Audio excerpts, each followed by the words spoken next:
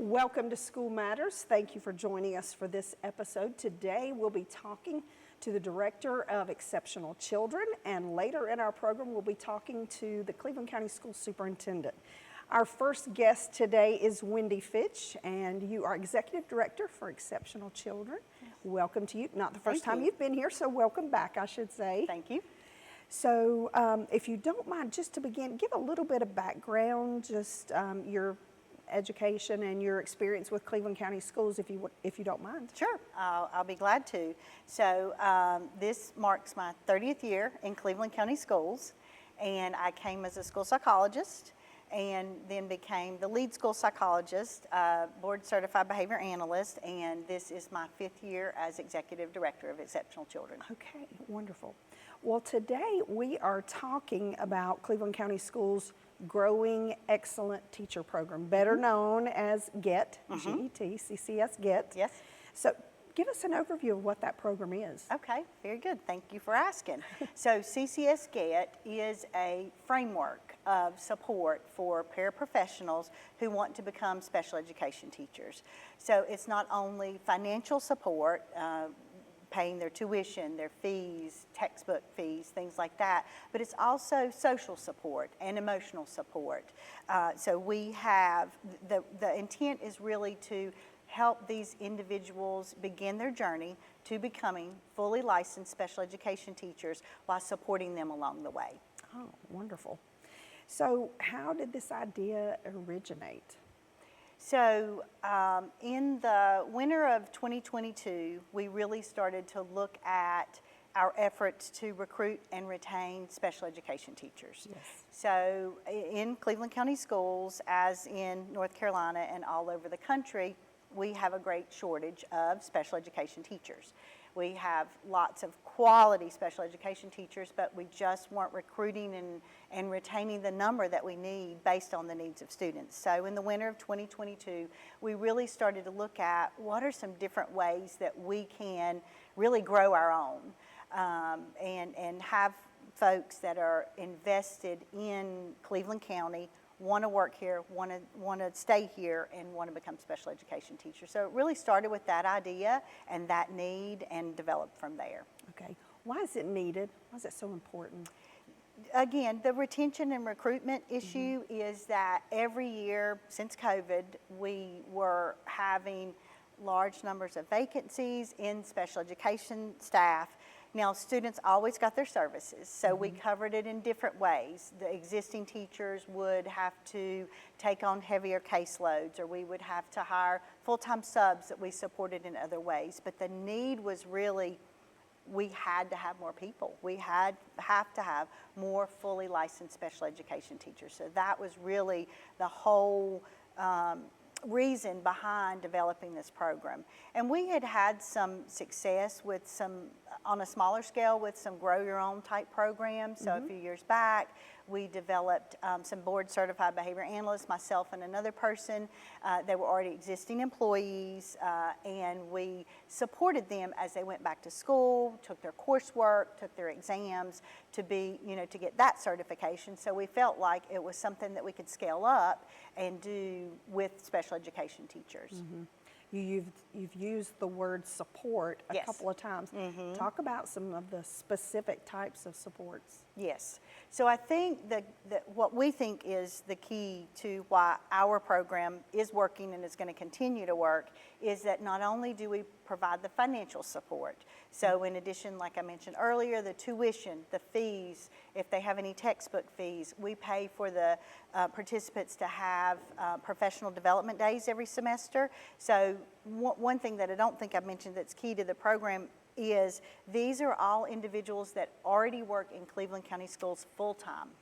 Okay. So you're not eligible to even apply unless you're a full-time Cleveland County Schools employee. So they're folks that already work for us. So once they're in the program, again, the support looks like that financial piece, but the other key piece that we think is the most important part for their success is the assignment of support colleagues to every single individual participant. So support colleagues are current Cleveland County Schools employees who have been special education teachers and also entered the field through a more non-traditional pathway. So right now, our support colleagues, we have some that are still in the classroom of special ed. We have some that work in our district-wide program.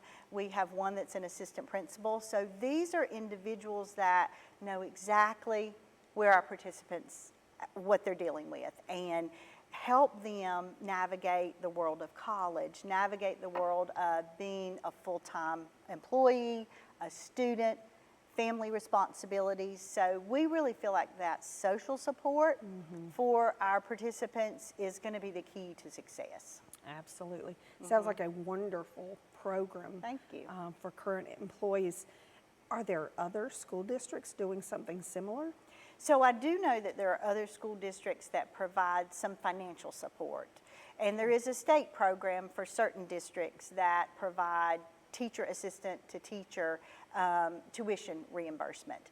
To the best of my knowledge, there aren't any other districts in North Carolina that sort of have the wraparound services like what we're doing, the support with the support colleague as well as the financial piece. I'm not aware of any. Talked to a lot of folks, I'm not aware of any that have that type of the comprehensiveness of the program. Absolutely, that's great. Thank you. So talk about the qualifications to participate. Yes. So in the spring of each year, and we just in the fall, we just inducted our third cohort. So in the spring of the year, we open the application process. And it is open to individuals who have worked for at least 1 year in Cleveland County Schools in any role. Now, many of our folks are already working in special ed in some way, whether it's ABA tech or teacher assistant, something like that. But we also have individuals apply who maybe are custodians or, work in child nutrition. So the first requirement is just that they are an employee with Cleveland County Schools for at least a year, have good evaluations on their annual evaluations, they're in good standing with their employment, and they continue to be employed. So that's the main thing even before anybody applies. The application process is pretty extensive. They have to complete a written application. They have to submit letters of reference, transcripts, complete essays. And from there, we screen that initial pool, narrow it down to individuals that we invite for an interview. And we have them come in, they interview with a panel of district folks, and from that group, we select the final participants. Okay. Talk about the commitment for someone to complete that 4-year degree program. Yes. So that piece is really important. Obviously, we have individuals that have some college credits already and some that have absolutely none. And so we will support them, through that journey, however many college credits they need. In terms of what we expect from them, to their commitment to us is if we do provide that support, that financial, that social support through the support colleague, they are agreeing that they will work as a special education teacher in Cleveland County Schools for at least 5 years following the completion of their degree. So how many are involved currently, and talk about expansion of the program? Yeah, so right now we have 7 participants across 3 cohorts. So we started in fall of 2022, and like I mentioned earlier, in the fall of 2024, we added 2 more. So we've added, a few each year. So we're really excited about the 7 participants that we currently have. We do have 3 of those have already been accepted to and attending East Carolina University's special education program. And one of our participants is already in the upper division, and we anticipate she's going to be our first one to do student teaching. So we're moving right along, in helping these individuals to realize their dream and our dream for them as well to become a special education teacher. A wonderful, supportive program and opportunity. Thank you. You're to be commended for that. You touched on this, but talk about from your perspective how you feel about the success and the satisfaction of those who are currently involved. So we feel like it's going very well. Again, we feel like the support colleagues is the real critical piece. They are in touch on a weekly basis. and always available to those participants. One thing that I didn't mention that I think is so critical to how our program is going is that when we first started to have this idea about even doing this, we were fortunate that Dr. Nellie Aspel, our executive director, former executive director, was willing and able to come and really spearhead the project. So she serves as our coordinator of CCS GET.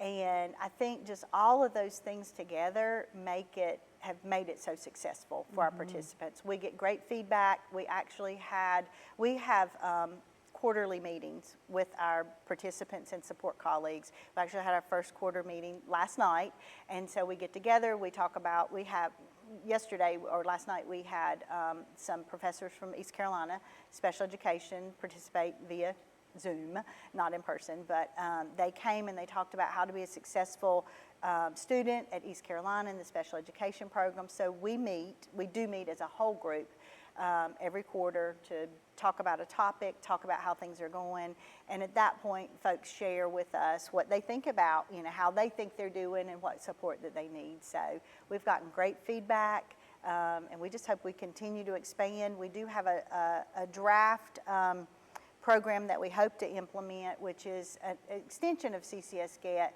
to support folks that are in a residency license program that already have a 4-year degree, already teaching under a residency license, but really how to help those folks as well. So we're hoping that that's the next step for our program. Oh, yeah. Those who are interested, how do they get involved? Yep. So they need to be on the lookout for an email. So we will be sending out emails, advertising on Facebook and on our website, our Cleveland County Schools website, for a spring meeting. We'll have an informational meeting in the spring.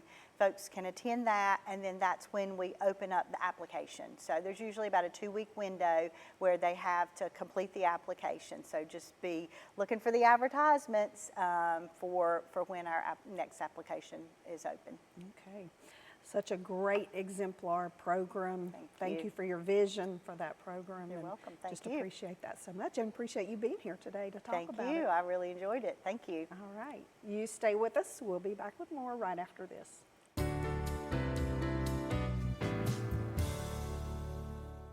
Hi, I'm Deb Harden, host of For Your Information. The goal of our show is to educate and entertain you about all things pets throughout Cleveland County. We have various guests joining me each month to talk about dogs, cats, pigs, whatever kind of pets you can think of. Also each month, we will be joined by some furry friends looking for their forever homes. For Your Information each month, right here on C19 TV and online at www.c19.tv.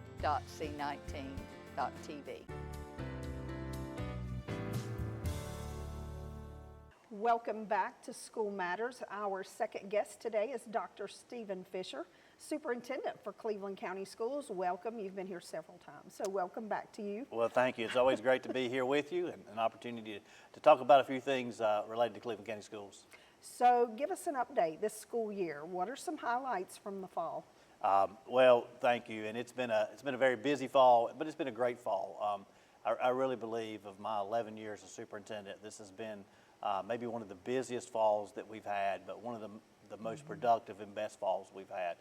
We've really had a great start of school, and a lot of that goes to the hard work and the effort put in by our school-based administrators, our district administrators. Folks are really engaged in what they're doing, and a lot of that has to do with there's a lot of consistency with the people that we have. So we've had a great start. It's been exciting. It's hard to believe that we're here in the middle of November. And the first semester is winding up.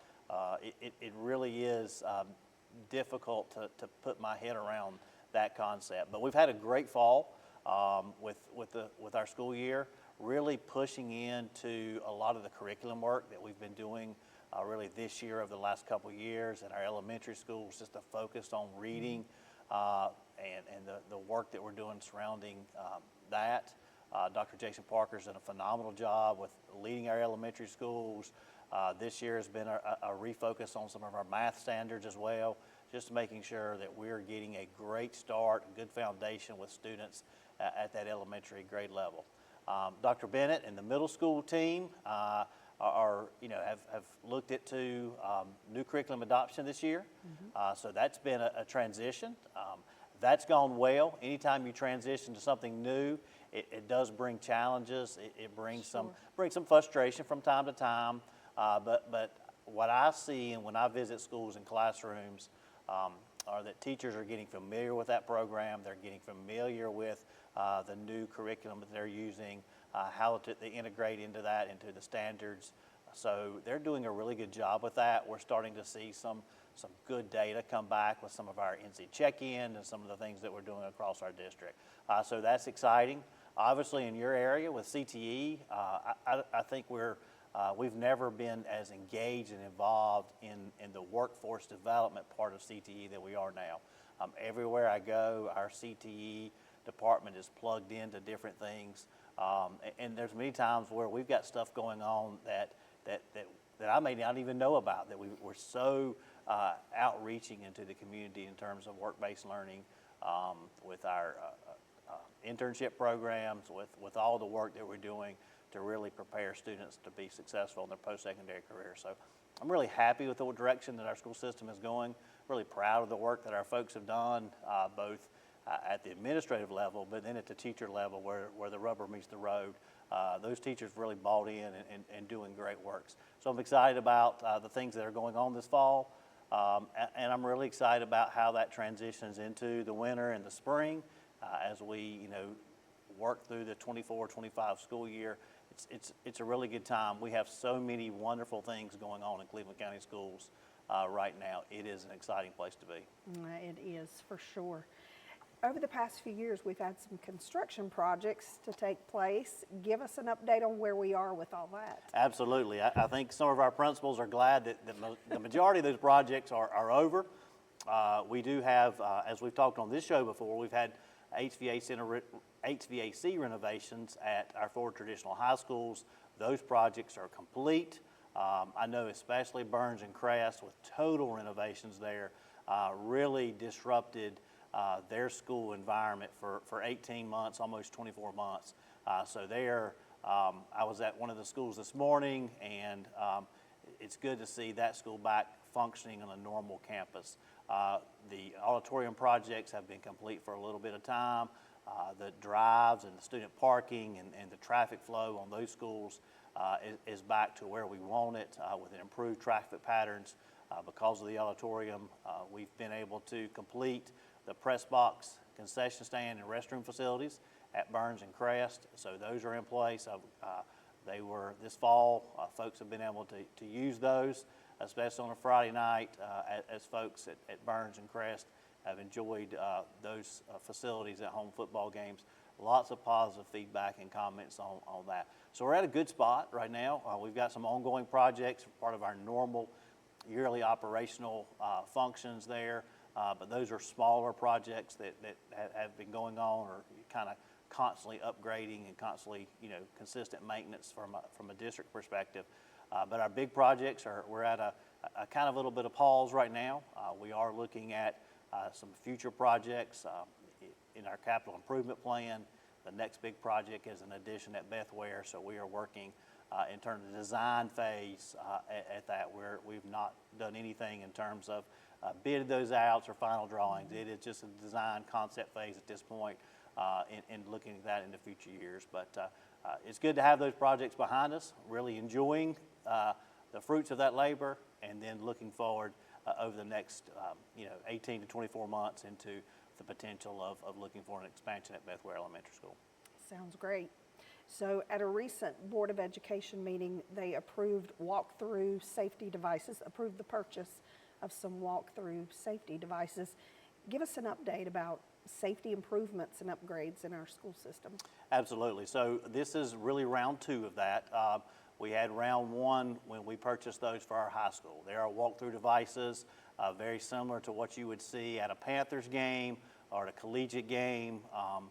So it helps control that entry point at our high school campuses. Students enter those when they come on campus every day. So that's been a really good thing at our high schools. It's gone really well.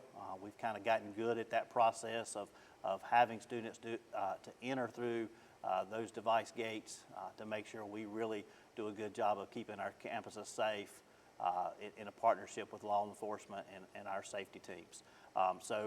Just at a recent board meeting, we did expand that. So we're putting those devices at middle schools.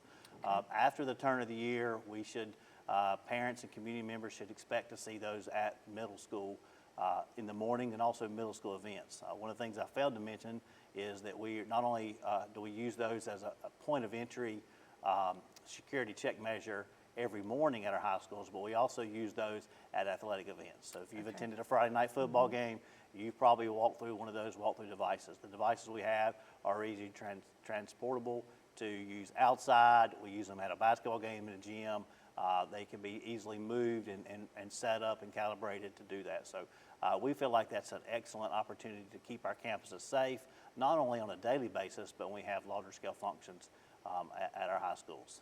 Again, after beginning in January, we will see those at our middle schools.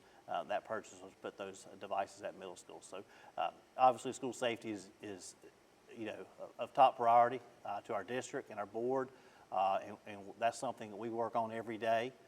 We've recently been involved with school safety visits and really auditing those schools and making sure that the safety protocols are being followed, and we're doing what we need to do every day to make sure we keep our students and staff safe, and this is just one part of that process. You mentioned earlier, it's hard to believe that we're already at the end of the semester, so that will take us into exam season, especially for our high schools. So what do we need to know about the start of that? Exciting time for our high schoolers, both the students, parents, and teachers and staff. As a parent of a high schooler, it's one of the things we've discussed in the last couple of days. What's your exam schedule? What does that look like? So I would really encourage parents to make sure they know the exam schedule for their child. Each school has a little different exam schedule, but Monday, December 16th, will be teacher-made exams across the district, beginning on Tuesday the 17th and running through Friday the 20th are state exams. And that could be a state end-of-course exam, it could be a CTE exam, any number of state exams that will happen during those days. And so the school has a schedule of when those exams are to be taking, and I would just encourage parents to really to make sure they've got that communication from the school. They understand when their student needs to be there for an exam, making sure they're present at that, making sure the student's doing the things they need to do to prep for that exam. Getting a good night's sleep, making sure they're ready to do that and have the materials they need to take that exam when that happens. It's really important that that students give a good effort to make sure, because those exams do count 20% of their final grade, but also we want the student to represent what they've learned in the class and what the teacher has done. So it's a good indication of school success and what we're doing every day in our high schools. We do have excited, this is probably the third year that we've had the teacher-made exam exemption for students. That was something that we tried several years ago, and our high school students really, really like that. Our teachers and staff really like that. If a student has an A or B and has 6 or less absences, they can exempt the teacher-made exam. Unfortunately, they cannot exempt state exams. They cannot exempt the end of course or the CTE exam.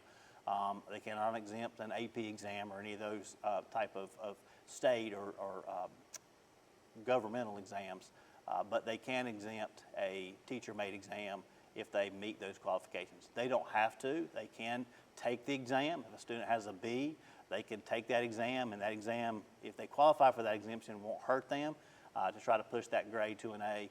I know a lot of students are making sure they're checking those absences to make sure they don't go over that 6, to make sure they're still in line for the teacher-made exam. Again, it's not a punishment. We understand things happen, but this is an incentive as a reward for students that have met the expectation in terms of grades, have met the attendance expectation. It's very important that they see that and they're excited about that. It allows them some a reward for doing what they need to be doing in the classroom. And I know they appreciate that. One of the things that we've really emphasized this year, and I meant to mention that when we talk about the highlights of the fall, is student attendance. Attendance is very important. It's important for you and I. We have to show up to work. Employers want people that are dependable, coming to work, and we think student attendance at school is very important. So this year we place an emphasis on student attendance. We talk about compulsory attendance, we talk about students that are chronically absent, and really pushing that idea of attendance. So what we really, are excited about, and what we're trying to communicate to parents, is making sure your child's at school. Make sure they're on time, but make sure they're at school. They are needed at school. We want them to be there, and just trying to really communicate that message. You gave some great advice for parents regarding exams. Holiday season is here as well. What advice would you have to parents as we head into the holidays? Well, as we get close to the holidays, school's still in session. And sometimes we get to the holidays and we only have one more day of school, we only have 2 more days of school until exams. Attendance is important. We want your children in school. Your children need to be in school. So it's not the time to slack off. It's not the time to slow down. We need to finish strong. Finish the semester strong. We do have an exam schedule for high school students, and they report to school on the days they have exams, but they need to be in school up to that point. Our elementary school students, our middle school students, they need to be in school. I understand people get sick, and we understand that there are times where students have to be out, but if they don't have to be out, they need to be in school. Attendance is important. The other piece of advice I would have today for parents is just to connect with their kids. Talk to their kids, communicate with their students, ask them about school, ask them about their things they're doing outside of school. Really communicate and connect with their children.